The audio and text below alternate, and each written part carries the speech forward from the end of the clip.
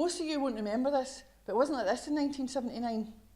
There was no national collective. There wasn't any writers for independence, strippers for independence, paint strippers for independence, no dental hygienists for independence. There was the SNP and there was the rest of us laughing at them with their romantic notions. This is East Kilbride I'm talking about, in the good old days. EKOK, where every home had a colour telly. The height of sophistication. I mean, not that colour tellies were cheap, they weren't, but everybody could afford it. Everybody was working. It was pretty much full employment in East Kilbride. Compared to now, look, that was a land of milk and honey. I don't know if you saw the YouTube clip that's going about on Facebook, the speech by Dennis Curran, the guy that runs the charity Loaves and Fishes, a food bank charity. In his speech, he talked about how his charity is 4 miles out of town and there's no public transport to it.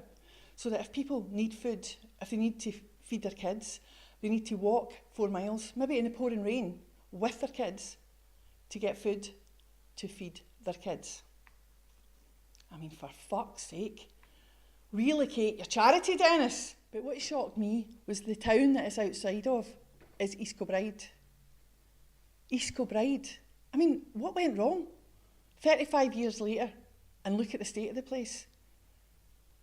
What happened to that land of full employment, land of colour tellies, land of milk and honey? Maggie Thatcher happened. 2 months after that 1979 referendum, Maggie Thatcher came to power, and she understood that the people of Scotland had given her a mandate to shit all over us. Come in, why don't you, Maggie? Come in and shit all over us. Yeah, my generation fucked it up. But be warned, the same people who let it happen the first time will let it happen again, because they're all right. They've got their bought houses, they've got their double glazing, they've got their bus passes, their free education, they've got everything.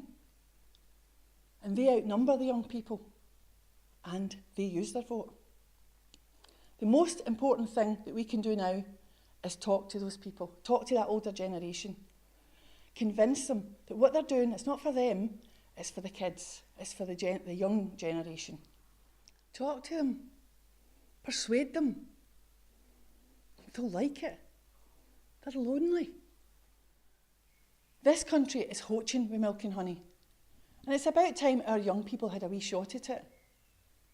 35 years ago, when we laughed at independence, we didn't have a national collective. Thank God we've got one now.